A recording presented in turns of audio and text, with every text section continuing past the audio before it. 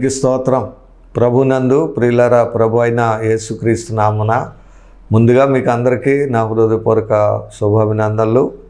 మన దేవుడు తన కృపలో మనల్ని కూడా మరి ఈ యొక్క గత నెలలన్నిటిలో ఎంతగానో కాపాడి మార్చి నెలలో ప్రవేశింపజేసి ఈ విధంగా ఆయన సన్నిధిలో మరి జీవించే కృపను దేవుడిచ్చి ఉన్నారు. మనల్ని సజీవులుగా ఉంచారు. మరి అలాగే ఈ టీవీ పరిచర్యల ద్వారా దేవుని యొక్క వాక్యాన్ని అందించే కృపను దేవుడు నాకు ఇచ్చున్నారని బట్టి దేవునికి ముందు వందనాలు చెల్లిస్తున్నాను. మీలో చాలామంది ప్రార్థిస్తున్నారు, సహకరిస్తున్నారు. అందుని బట్టి మీకు కూడా వందనాలు. ఇంకా ప్రార్థన చేయండి, సహకరించండి. వర్తమానం ద్వారా మీరు బలపడతారని, ఆశీర్వదించబడాలని దైవజనుని కోరుతున్నాను. అనేకులకు వినిపించండి, మీరు వినండి, వినిపించి అనేకులు దేవుని సందులో దీవులను ఆశీర్వాదాలు పొందుకున్న బిడ్డలుగా మీరు అందరూ సిద్ధపరచాలని కోరుతున్నా. అలాగే ఆర్థిక సహాయం చేయదలసిన వారు స్క్రీన్ మీద వస్తున్న వాట్సాప్ నెంబర్కి కానీ ఫోన్పే నెంబర్లో వస్తున్నాయి. వాటికి మీరు ఫోన్ చేసి మీ యొక్క ఆర్థిక సహాయం కూడా ఒక కార్యక్రమానికి లేక ఒక నెల కార్యక్రమానికి 2,000 రూపాయలు అవుతుంది. స్పాన్సరింగ్ చేయదలుచుకున్న వారు కూడా చేసి ఈ కార్యక్రమాలు ప్రోత్సహించాలని కోరుతున్నాం. దేవుడు దీవించును గాక. గత వారంలో మనం ఉజ్జియా అనేటువంటి రాజుని గురించి నేర్చుకున్నాం. అతడు ఏ విధంగా దేవుని సందులో జీవించినప్పుడు ఎలా వర్ధిల్లాడో, అలా గర్వించినప్పుడు ఏ విధంగా పాడేయడో నేర్చుకున్నాం. ఈరోజు మరలా ఒక రాజును మనం నేర్చుకున్నాం. అతని పేరు ఆసా రాజు గురించి కొన్ని విషయాలు ఈరోజు మనం నేర్చుకుందాం. ఎందుకంటే దేవుడు ఎవరినైనా సరే ఎన్నుకున్నప్పుడు దేవుడు వారిని ఆశీర్వదిస్తాడు, దీవిస్తాడు, యోగ్యులుగా చేస్తాడు. చక్కటి మంచి మనసు కలిగిన వారిగా చేసి ఆ పనిలో చక్కగా వాడుకునే వారిగా దేవుడు చేస్తాడు. కానీ ఎప్పుడైతే మనము దేవుని సన్నిధిని సరైన విధానాన్ని అలవర్చకపోయినట్లయితే, మన ఆలోచనలకి దేవుని ఆలోచనలకి మన ఆలోచనలు లేకుండా పోయినట్లయితే, ఆయన ఎడల మనం తగ్గించుకోకుండా మనకు అవిధేయులుగా మనం ఏదైతే చేయకూడదో అది చేసినట్లయితే ఖచ్చితంగా అది రాజు అయినా, ఒక విశ్వాస అయినా, ఒక సేవకుడైనా, ఎవరైనా సరే దాని ప్రతిఫలం పొందుకోవటం, శిక్షణ పొందుకోవడం అనేది ఖచ్చితమని మనం ఈ రాజుల జీవిత చరిత్రలో నుండి మనం నేర్చుకుంటున్నాం. ఈరోజు ఆశాను గురించి మనం నేర్చుకుందాం. 2వ దినవృత్తాంతములు 16వ అధ్యాయము 7వ వచనం మనం చదువుకుందాం. ఆ కాలమందు దీర్ఘదర్శి అయిన హనాని యోధారాజు అయిన ఆసా యొద్దకు వచ్చి అతనితో ఇలాగూ ప్రకటించాను, నీవు నీ దేవుడైన యెహోవాను నమ్ముకొనక సిరియా రాజును నమ్ముకుంటివి. సిరియా రాజు యొక్క సైన్యము నీ వశము నుండి తప్పించుకొని పోయెను. బహు విస్తారమైన రథములను, గుర్రపు రౌతులను గల కూషీలను, లూవీలను గొప్ప దండెత్తి వచ్చిరు కదా. అయినను నీవు యెహోవాను నమ్ముకొనినందున ఆయన వారిని నీ చేతికి అప్పగించెను. తన ఎడల యథార్థ హృదయం గల వారిని బలపరచుటకై యెహోవా కనుదృష్టి లోకమందంతటా సంచారము చేయుచున్నది. ఈ విషయమందు నీవు మతి తప్పి ప్రవర్తించదు గనుక ఇది మొదలుకొని నీకు యుద్ధములే కలుగును. ఇక్కడ ఆసా అనేటువంటి ఒక రాజుని గురించి మనం నేర్చుకుంటున్నాం. ఇతడు చేసిన పని ఏంటంటే, ఇతడు కూడా ఉజ్జియాలాగా చాలా పూర్ణ మనస్సుతో ఇక్కడ 14 అధ్యాయం నుంచి ఇతని గురించి 14, 15, 16 అధ్యాయాల్లో ఇతని గురించి వ్రాయబడింది. ఇతను కూడా చాలా మంచి అనుకూలంగా 14:2 ఉంది. ఆశ తన దేవుడైన యెహోవా దృష్టికి అనుకూలముగాను యథార్థముగాను నడిచిన వాడై, ఆయన కూడా ఉజ్జియాలాగా యథార్థంగా నడిచాడు. తర్వాత దేవునికి అనుకూలంగా, దేవుని దృష్టికి అనుకూలంగా జీవించాడు.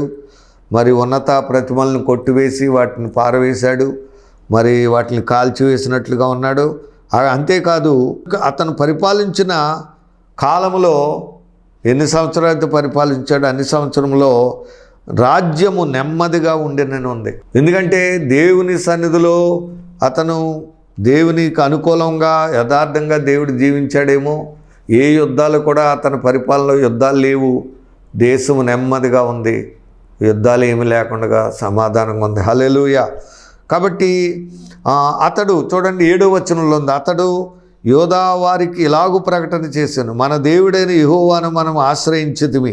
ఈరోజు మనం దేవుణ్ణి ఆశ్రయించాలి. ఆయన్ని వేడుకోవాలి, ఆయన సన్నిధిలో ప్రార్థించాలి, ఆయన సహాయం కొరకు వేడుకోవాలి. మనం ఇతను ఇక్కడ ఈ విధంగా వేడుకున్నడం వల్ల, ఆశ్రయించడం వల్ల నెమ్మది కలిగి ఉన్నాడు. చాలా ఏ యుద్ధం అనేది లేకుండా ఉన్నాడు. అయితే ఓ తప్పు పని చేశాడు. ఏంటంటే అతడు సిరియా రాజును ఆయన బెన్హదదును నమ్ముకున్నాడు. అతనికితో ఒక ఒప్పందం చేసుకుని అతని ద్వారా కొంత సహాయం అని అతన్ని ఆశ్రయించాడు. అది దేవుణ్ణి నమ్ముకోవాల్సిన వాడు మనుషుల్ని నమ్ముకున్నాడు. బెన్హదదు సిరియా రాజును నమ్ముకుని అతనితో కొంత సహాయం దొరుకుతుంది అనుకున్నాడు. వీళ్ళ దానివల్ల తనకున్నటువంటి ఆ నెమ్మదిని, సమస్య ఆరోగ్యాన్ని, ఆనందాన్ని పోగొట్టుకుని, నెమ్మదిని పోగొట్టుకుని వీళ్ళ యుద్ధాలతో గలిబిలితో కలవరతను తెచ్చుకొని ఇతను కూడా వ్యాధిగ్రస్తుడే చనిపోయినట్లుగా మనం చూస్తూ ఉన్నాం.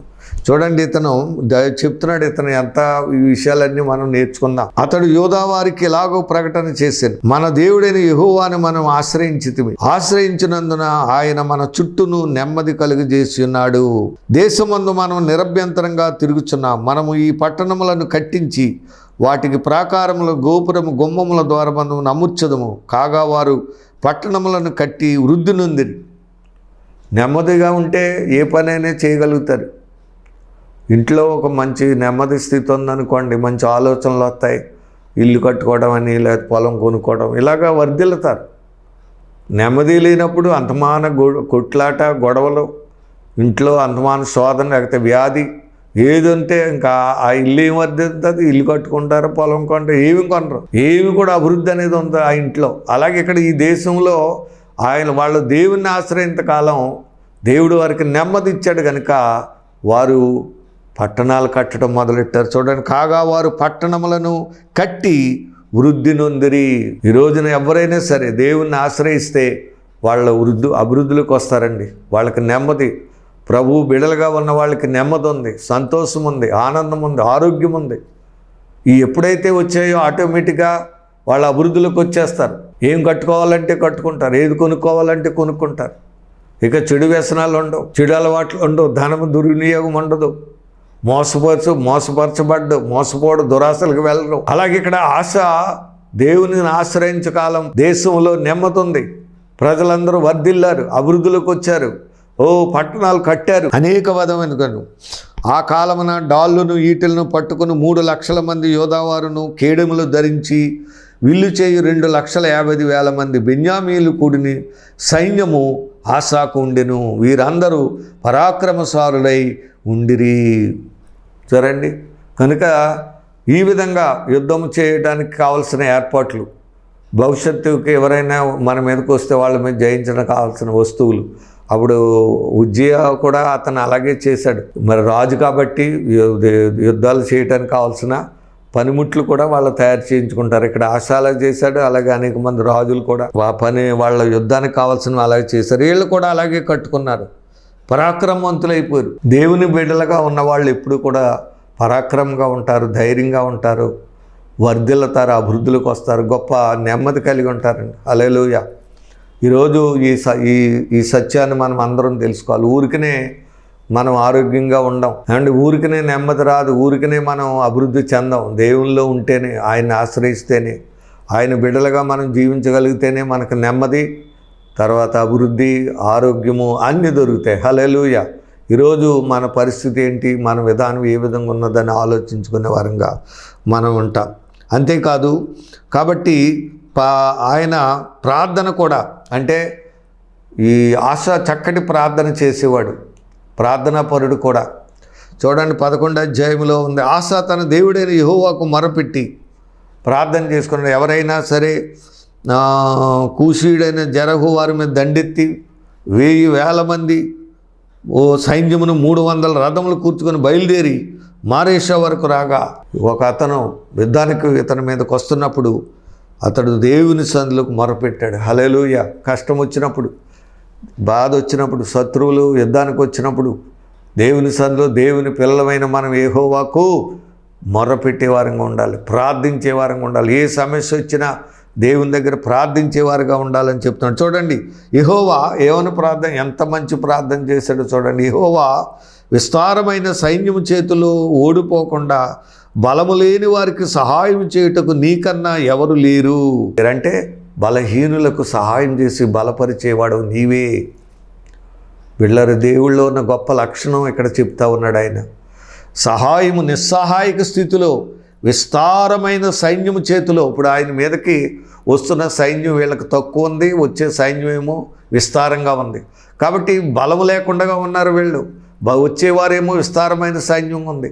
ఇక్కడ దేవుని సందులో మరి ప్రార్థన చేస్తున్నాడు ఏమనంటే, విస్తారమైన సైన్యము చేతిలో ఓడిపోకుండా బలము లేని వారికి సహాయం చేయుటకు నీకన్నా ఎవరు లేరు. సరే బలహీనులను బలపరిచేవాడు దేవుడు.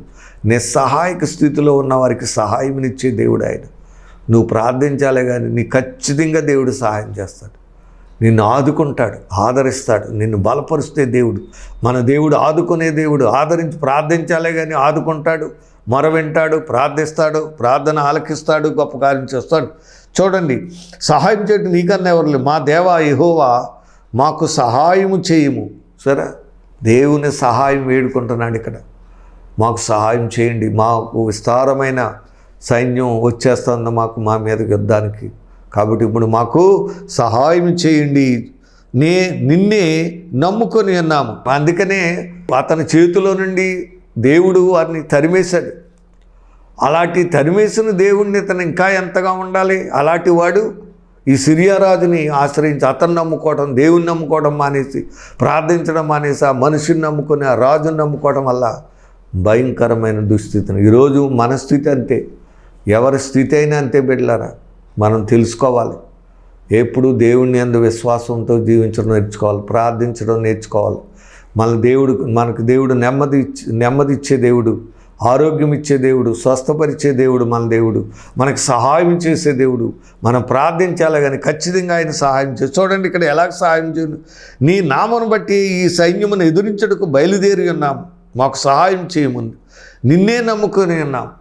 నీ నామమును బట్టి ఈ సైన్యమును ఎదురించడానికి బయలుదేరి ఉన్నాం. నీ నామమును బట్టి జీవముగల యెహోవా పేరట అక్కడ రాజైన దావీదు కూడా అలాగే, నువ్వు ఏ దేవుడిని అయితే ధిక్కరిస్తున్నావో ఆ సైన్యములకు అధిపతి యెహోవా పేరటే నీ మీదకి యుద్ధానికి వస్తాను అన్నాడు. యుద్ధం యెహోవాదే అన్నాడు.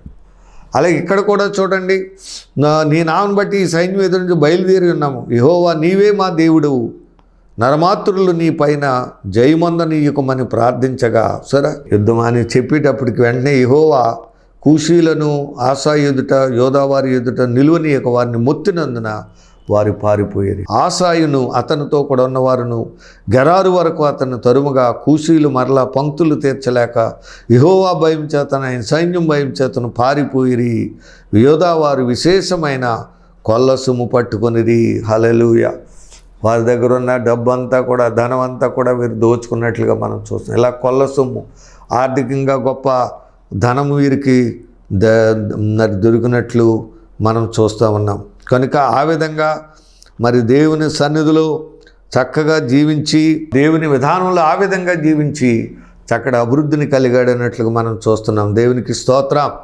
అలాగే మరి ఇంకా 15వ అధ్యాయంలో చూసినట్లయితే, ఆ కాలమున దేవుని ఆత్మ ఒబేదు కుమారుడైన అజర్యా మీదకి రాగా అతడు ఆశాను ఎదుర్కొనబోయేలా, ఆశా యోధావారులారా బెన్యామీన్లారా మీరు అందరూ నా మాట వినుడి. మీరు యెహోవా పక్షం వారైన ఆయన మీ పక్షము నుండును. మీరు ఆయన వద్ద విచారణ చేసిన ఎడల ఆయన మీకు ప్రత్యక్ష, మీరు ఆయన్ని విసర్జించిన ఎడల ఆయన మిమ్మను విసర్జించును. సరే ఇక్కడ క్లియర్గా చెప్తున్నాడు, ముందే చెప్పేస్తున్నాడు. మీరు ఆయన్ని ఆశ్రయించినట్లయితే, మీరు ఆయన పక్షంగా ఉన్నట్లయితే, దేవుని పక్షంగా ఉన్నట్లయితే ఆయన మన పక్షంగా ఉంటాడు. మీరు ఆయన్ని విసర్జించినట్లయితే, ఆయన వద్ద విచారణ చేసినట్లయితే మీకు ఆయన ప్రత్యక్షం అవుతాడు. ఆయన్ని విసర్జించినట్లయితే మిమ్మును కూడా విసర్జిస్తాడు. ఇది దైవజనుడు వచ్చి ఆయనకి చెప్పాడు. నిజమైన దేవుడనైనను ఉపదేశం చేయి యాజకులైనను ధర్మశాస్త్రమైన చాలా దినములు ఇశ్రాయేలు లేకుండా పోవును. తమ ఆశ్రయమందు వారు ఇశ్రాయేలు దేవుడైన యెహోవా వద్ద మళ్ళుకొని ఆయన్ను వెదికినప్పుడు ఆయన వారు ప్రత్యక్ష. ఆ కాలమున దేశముల కాపురస్తంలో గొప్ప కల్లోలము కలిగిన కనుక చూసారా, దేవుడు ముందు దినాల్లో ఏం చేశాడో అవన్నీ కూడా చెప్తా ఉన్నాడు. కాబట్టి 7వ వచనంలో ఉంది, 6వ వచనం, దేవుడు జనములను సకల విధమైన బాధలతో శ్రమపరిచెను గనుక జనమును పట్టణం పాడు చేస్తాను. కాగా మీరు బలహీనులు కాక ధైర్యం వహించుడి, మీ కార్యము సఫలమగును. హల్లెలూయా. కాబట్టి మీరు మీ కార్యాలు సఫలం చేస్తాడు దేవుడు. మీకు యుద్ధం చేస్తాడు, మీతో ఉండి మీ పనులు నెరవేరుస్తాడు. మీకు ఏం స్థితిలో ఉన్న స్థితి మీ కార్యం దేవుడు చేస్తాడు, మీ కార్యము సఫలపరుస్తాడు. హల్లెలూయా. దేవుడు ఎవరంటే కార్యాలు సఫలపరిచేవాడు. కాబట్టి ఆశ దేవునిలో ఆ విధంగా జీవించినప్పుడు అతడు కార్యాలు జరిగినట్లుగా మనం చూస్తున్నాం. అంతేకాదు ఇంకా అనేక విషయాలు, మరి సమయం లేదు కాబట్టి కొద్దిగా మనం చెప్పుకుందాం. అనేక విషయాలు అతడు మరి 15వ అధ్యాయం 9వ వచనం చూస్తే, యోధా వారిని అందరూ బెన్యామీనులు ఎఫ్రాయిము మన సిమియోను గోత్రస్థానం వచ్చిన వారి మధ్య నివసి పరదేశులను సమకూర్చి అతడు దేవుని అయిన యెహోవాను అతనికి సహాయకుడై ఉండి చూసి ఇశ్రాయేలులో నుండి విస్తారమైన జనులు అతనికి పక్షము చేరుసరా. ఆశాకు దేవుడు సహాయమై ఉన్నాడని తెలిసి చాలామంది జనం అతనికి వచ్చారు. ఆశా ఏలుబడి 15 సంవత్సరం 3వ నెలను వారు యెరూషలేములో కూడి తాము తీసుకొచ్చిన కొల్ల సొమ్ములో ఉండి ఆ దినమున 700 ఎద్దులను 7,000 గొర్రెలను యెహోవాకు బలులుగా పూర్ణ హృదయంతోనూ పూర్ణాత్మతోనూ తమ పితరుల దేవుడైన యెహోవా యొద్ద తాము విచారణ చేయదమని పిల్లలే కానీ పెద్దలు ఇలా ప్రతిష్ట సమర్పణ చేసేసుకున్నారు. వద్ద విచారణ చేయని వారు అందరికీ మరణం విధించబడిన నిష్కర్ష చేసుకునేది ఇలాగా ఒక ప్రతిజ్ఞ చేసుకున్నారు. దేవుణ్ణే మనం ఆశ్రయించాలి, ఎవరికి కూడా నమ్ముకోకూడదు. ఇలాగ అన్ని బోల్డ్ విధానంలోకి వెళ్ళిపోయిన గోళ్ళు భక్తి చేస్తారండి. మనస్సులో హంగా మంచి ఆకాశానికి అంటుకున్నంత భక్తి చేశాడండి ఆశ. చాలా గొప్ప పని చేశాడు. అలా చేసినప్పుడు తర్వాత ఇలాగూ ప్రమాణం చేయగా యోధా వారందరూ సంతోషించారు. వారు పూర్ణ హృదయంతో ప్రమాణం చేసి పూర్ణ మనసుతో ఆయన్ని వెదికి ఉండేరు కనుక యెహోవా వారికి ప్రత్యక్షమై చుట్టూనున్న దేశస్థులతో యుద్ధము లేకుండా వారికి నెమ్మది కలిగి చేసిన. హల్లెలూయా. ఆ విధంగా సమర్పణ చేసుకున్నారు. కాబట్టి పూర్ణ మనస్సుతో పూర్ణ హృదయంతో వారు దేవునికి సమర్పణ చేసుకుని దేవుని సన్నిధిలో చక్కగా జీవించారు కనుక దేవుడు వారికి నెమ్మదినిచ్చినట్లుగా మనసు. యుద్ధం లేదు, ఆశాకాలంలో యుద్ధం లేదు. అయితే ఇక్కడ జరిగిన విషయం ఏంటంటే 16వ వచనంలోకి వస్తే, ఆశా ఏలుబడి యందు 36వ సంవత్సరమున ఇశ్రాయేలు రాజైన బయోషా యోధావారి మీద దండెత్తి బయలుదేరి యోధారాజైన ఆశా యొద్దకు రాకపోకలు జరుగునట్లు రామాను కట్టింపగా ఆశా యెహోవా మందిరమునందు రాజనగరం ఉన్న బొక్కసములో నుండి వెండి బంగారం తీసి దమస్కులో నివాసము చేయి సిరియా రాజుకు బెన్హదదు వద్దకు దూతలను పంపించి. చూడండి, ఇది ఒప్పందం. ఇక్కడ ఇన్ని చేశాడు, ఇన్ని విధాలు జరిగించాడు. దేవుని మీద ఆనుకొని ఉండాలా, ఆశ్రయించి ఉండాలా. అలాగే యెహోవాని ఆశ్రయించకుండా నరుని ఆశ్రయించాడు. దేవుని నమ్ముకొని ఉండకుండా నరులు నమ్ముకున్నాడు. అందుకే దేవుని కోపం ఆశ మీదకి వచ్చినట్లుగా మనం చూస్తున్నాం. బిళ్ళరు చూడండి, నా తండ్రికి నీ తండ్రికి కలిగి ఉన్నట్లు నాకును నీకు సంధి కలిగి ఉన్నది. సంధి చేసుకుంటున్నాడు.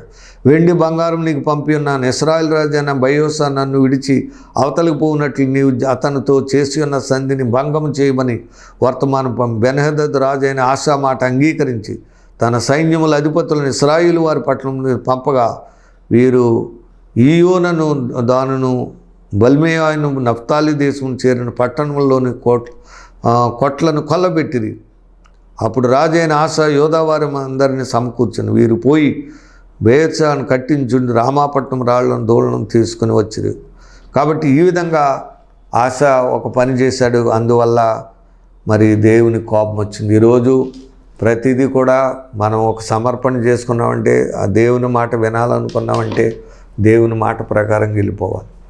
మనం మనుషుల మాట వినకూడదు. దేవుణ్ణి నమ్ముకోవాలంటే దేవుణ్ణి నమ్ముకోవాలి, లేదంటే మనుషులను అంతేగాని ఇటు సమర్పణ చేసుకుని దేవునికి ఆశ్రయించాలని చెప్పుకుని మళ్ళీ ఆశలాగా సిరియా రాజుని అనుకుని నరులు నమ్ముకుంటే అది ఎప్పుడైనా సరే మన విశ్వాసం అనేది దేవుని మీద ఉంటేనే మనం ఫలిస్తాం, మన కార్యాలు సఫలమవుతాయి, మనం వర్ధిల్లుతాం, మంచి బాగా దేవునిలో చక్కగా జీవించే అవకాశం దొరుకుతుంది. అంతేగాని ఇప్పుడు ఎప్పుడైతే ఇలా చేశాడో అది దేవునికి వ్యతిరేకంగా ఏం జరిగిందో మనం చదువుకుని ముగించేసుకుందాం. నీ దేవుడైన యెహోవాను నమ్ముకొనక సిరియా రాజును నమ్ముకుంటివే, సిరియా రాజు యొక్క సైన్యము నీ వశము నుండి తప్పించుకుని పోయాను.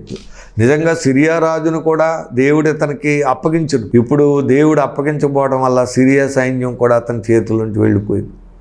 హల్లెలూయా. సరే, నువ్వు దేవుళ్ళు ఉంటే అన్ని సైన్యాలు నీకు అప్పగించబడతాయి. అంత ధైర్యం నీకు వస్తుంది, అంత జయం నీకు వస్తుంది. హల్లెలూయా. ఎవరినైనా జయించగలుగుతావు, ఎంతటి యుద్ధమునైనా చేసేయగలుగుతావు. ఏ దేశ రాజునైనా సైన్యమునైనా సరే నీ చేతికి దేవుడు అప్పగింది.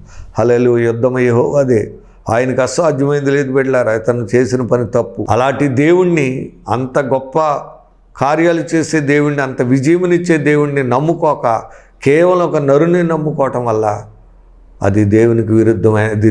మంచి పని కాదు. ఎవరైనా ఆ ఆశే కాదు, ఎవరైనా అంతే. దేవుణ్ణి నమ్ముకోకుండా మనుషులు నమ్మితే శాపగ్రస్తుడని ఉంది. అలాగైపోయింది. కాబట్టి చూడండి, అయినను నీవు యెహోవాను నమ్ముకొనినందున ఆయన వారిని చేతికి అప్పుడు కూషీలు ముందు యుద్ధం మనం చెప్పుకున్నాం కదా.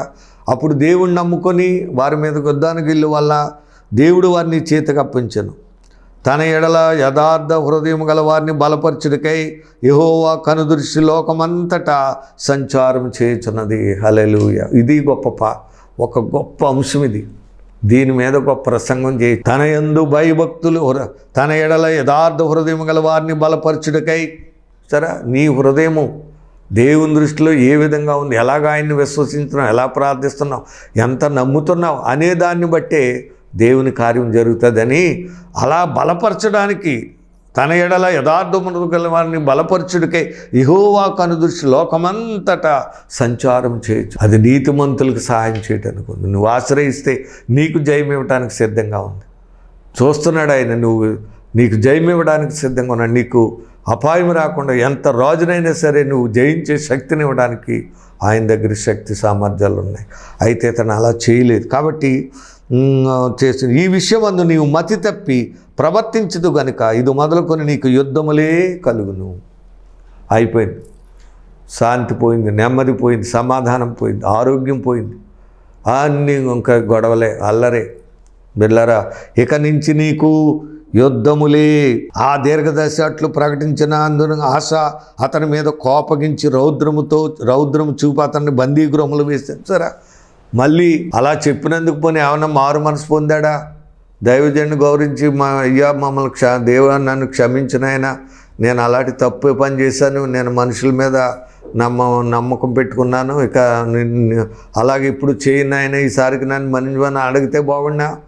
ఏ దైవజనుడు అయితే వచ్చి చెప్పాడో ఆ దీర్ఘదర్శిని అలా ప్రకటించడం వల్ల కోపం తెచ్చుకుని అతను బందీగృహంలో పెట్టించాను. ఇదిగాక ఆ సమయం అంది ఆశ జనుల్లో కొందరిని బాధపరిచింది. సరే, కోపంతో జనాలను కూడా బాధపరచడం, కొట్టడం, తిట్టడం, లేక భయంకరంగా ప్రవర్తించడం జరిగింది. బాధపరిచిన ఆశ చేసిన కార్యములన్నీ యూదాదేశముల ఆశ తన ఏలుబడి యందు 39వ సంవత్సరమున పాదములలో జబ్బు పుట్టి తాను బహు బాధపడినను దాని విషయంలో అతడు యెహోవా యొద్ద విచారణ చేయక వైద్యులను పట్టుకొనెను. ఇది దేవుడు ఒక పాదముల్లో ఒక వ్యాధిని కలగజేశాడు. అటువంటి సమయంలో అయినా దేవుని వైపు తిరుగుతాడేమని దేవుడు చూశాడు. వ్యాధులను బట్టి కూడా మనం దేవుని వైపు తిరగచ్చు.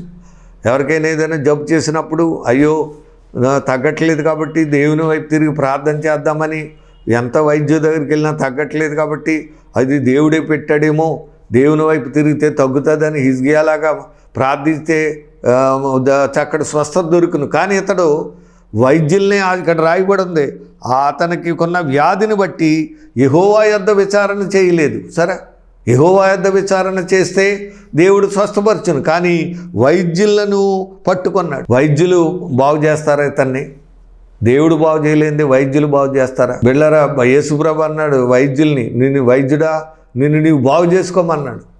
వాళ్ళకే లేదు స్వస్థత. బిళ్ళరా, మనకెక్కడ స్వస్థ ఇస్తారు? ఎందుకు చెప్తున్నా అంటే, ఒకవేళ వైద్యం ద్వారా నీకు స్వస్థత కలగొచ్చు, నువ్వు అసలు దేవుని విచారణ చేయాలి కదా. దేవుని యందు విచారణ చేసి నేను చేసింది పని, నేను నరులు నమ్ముకున్నాను, నేను నమ్ముకోక నేను పాపం చేశాను నేను ఒప్పుకుంటే ఖచ్చితంగా దేవుడు స్వస్థపరుతుంది. లేకపోతే ఏదో రకంగా ఏదో వైద్యం ఏదో మందు వేసి నిన్ను బాగు చేసు. అలాగే తను ఆశ్రయించకపోవటం వల్ల అతను పాదముల్లోనే పుండుతోనే జబ్బు పుట్టి తాను బహు బాధపడినను దాని విషయంలో అతడు యెహోవా వద్ద వచ్చాను వైద్యులు. అలాగా చేసినందువల్ల అతడు ఆ వ్యాధితోనే చనిపోయినట్లుగా మనం చూస్తున్నాం. కాబట్టి దేవుని బిడ్డలారా, దేవుని సన్నిధిలో మనము ఏ విధంగా జీవిస్తున్నామనేది, దేవుని సన్నిధిలో జీవిస్తున్నామా లేక మనుషులు నమ్ముకొని మరి పాడైపోయేవారు, దేవుని నమ్ముకుని బాగుపడేవారంగా ఉన్నామా, మనుషులు నమ్ముకొని పాడైపోయేవారంగా ఉన్నామా? ఇక్కడ ఆశ తన జీవితంలో అదే చేశాడు. చేయకూడని పని దైవజనులు పంపించిన ప్రవక్తలు ఎప్పుడైతే ఇచ్చారో ఇలా చెప్పినప్పుడు వెంటనే అతడు మనసు మార్చుకొని చేసిన తప్పు అంటే దేవుడు క్షమించుండి అతను చేయక వాళ్ళ బంధించి ప్రజల్ని కొట్టి రకరకాలుగా చెడు ప్రవర్తించి బిడ్డలారా ఉగ్రుడైపోయి నానా రభస చేసుకొని బ్రతుకాలమంతా కూడా యుద్ధములు అనుభవించి కడకి శరీరంలో కూడా అనారోగ్యం సంపాదించుకొని అతడు చనిపోయి అతని పితలతో పాతిపెట్టాడు. కనుక వాక్యం ఉంటున్న దేవుని బిడ్డలారా, ఏ తరమైనా, రాజు అయినా, ఏ విశ్వాస అయినా, ఎవరైనా ఇవి మనం నేర్చుకోవాల్సిన పాఠాలు. ఉద్యోగాలే కాకుండా లేక ఆశావలే మనం ఉండకుండా ప్రభు సన్నిధిలో వీళ్ళు అంకితం చేసుకొని లోబడి మరి ప్రతిష్ఠ చేసుకొని ఎలా దేవుని సహాయం వేడుకున్నారో, ఆశ్రయించారో, అలాగా ఆశ్రయించినందుకు వాళ్ళు వర్ధిల్లారు, వాళ్ళ కార్యాలు సఫలం చేశాడు దేవుడని మనం ఎరిగి మనం కూడా ఆ రకంగా దేవునిలో జీవించితే మనల్ని కూడా దేవుడు వర్ధిల్లింప చేస్తాడు, మన కార్యాలు దేవుడు సఫలం చేస్తాడనే సంగతి మనం జ్ఞాపకం తెచ్చుకుందాం. అలాగే దేవునిలో మనం ఉండి ముందుకు సాగుదాం. అంతేగాని తిరుగుబాటు చేసే ఆశ వలె దేవుని కోపం రప్పించి మనుషుల్ని ఆశ్రయించి కోపం రప్పించుకొని మరి రౌద్రులమైపోయి కొట్లాట్ల గొడవల కింద అల్లరి చేసి కడకి అనారోగ్యం తెచ్చుకొని చనిపోయే వారంగా మనం ఉండకూడదని ఈ వాక్యం ద్వారా నేను మీకు తెలియజేస్తున్నాను. మరి దేవుడు మన అందరికి కూడా ఈ విషయాల్లో అక్కడ అవగాహన పుట్టించి వీళ్ళ గురించి బాగా మనం చదువుకొని వాళ్ళు ఏ విధంగా జీవించినప్పుడు ఎలా దేవుడు వారిని ఆశీర్వదించాడో అని చూసుకొని మనం కూడా తన ఎడల యథార్థ హృదయం గల వారిని బలపరచడానికి దేవుని కనుదృష్టి లోకమంతటా సంచారం చేస్తుందని మనం కూడా ఎరిగి ఎప్పుడు కూడా మనం ఆయన సన్నిధిలో యథార్థంగా ఆయన ఆశ్రయించు ప్రార్థిస్తూ ప్రభులో ముందుకు సాగి అభివృద్ధులకు వద్దాం. అట్టి కృప దేవుడు మీకు అందరికీ దయచేయాలని కోరుతూ ఈ మాటలు ముగిస్తున్నాను. దేవుడి మాటలను దీవించి ఆశీర్వదించునుగాక. ఆమేన్. చిన్న ప్రార్థన. పరమ తండ్రి, ఈరోజు వాక్యం ద్వారా మీరు మాతో ఆశా రాజును గురించి మాతో మాట్లాడడానికి వందనాలు ప్రభు. అతడు నిన్ను ఆశ్రయించినప్పుడు రాజ్యంలో నెమ్మదినిచ్చావు ప్రభు. అతడు నీ అందు విశ్వసించినప్పుడు నిన్ను నమ్ముకొని నీ సన్నిధులు జీవించినంతకాలం నెమ్మది కలిగి అభివృద్ధి పొందుకొని మరి విస్తరించినట్లుగా అయితే ఇప్పుడైతే నిన్ను నమ్ముకోక సిరియా రాజుని అమ్ముకున్నాడో, తన జీవితాన్ని అమ్ముకున్నాడో, వెంటనే అక్కడి నుంచి అతనికి నెమ్మది పోయింది, శాంతి సమాధానం పోయి, ఆరోగ్యం పోయి, గలిబిలి మరియు యుద్ధాలు కలిగి నెమ్మది లేని వాడై అనారోగ్యం తెచ్చుకొని చనిపోయినట్లు. కాబట్టి అలాగ మాకు ఏదైనా దుస్థితి కలిగినప్పుడు నీ వైపు తిరిగి మేము చేసిన దాన్ని అతిక్రమాన్ని నీ దగ్గర ఒప్పుకున్నప్పుడు ఖచ్చితంగా నువ్వు మమ్మల్ని బాగు చేస్తావు. అలా బాగు చేయబడి స్వస్థత పొందుకొని నీలో వీళ్ళందరూ వర్ధిల్లుటకు సహాయం చేయి. నీలో జీవించి అభివృద్ధి పొంది విస్తరించి నాయన మీ ముందుకు సాగిపోయి కృప దయచేయండి. విన్న వాక్యం అందరి హృదయాల్లో పడి అది నూరంతలుగా ఫలించడానికి సహాయం చేసి మీరే మహిమ పొందమని, ప్రార్థనకు ప్రతిఫలం దయచేయమని మా ప్రభువును రక్షకుడైన యేసు నామమున అడిగి వేడుకొనుచున్నాము తండ్రి. ఆమేన్. God bless you. దేవుడు మేము దీవించును గాక. Thank you.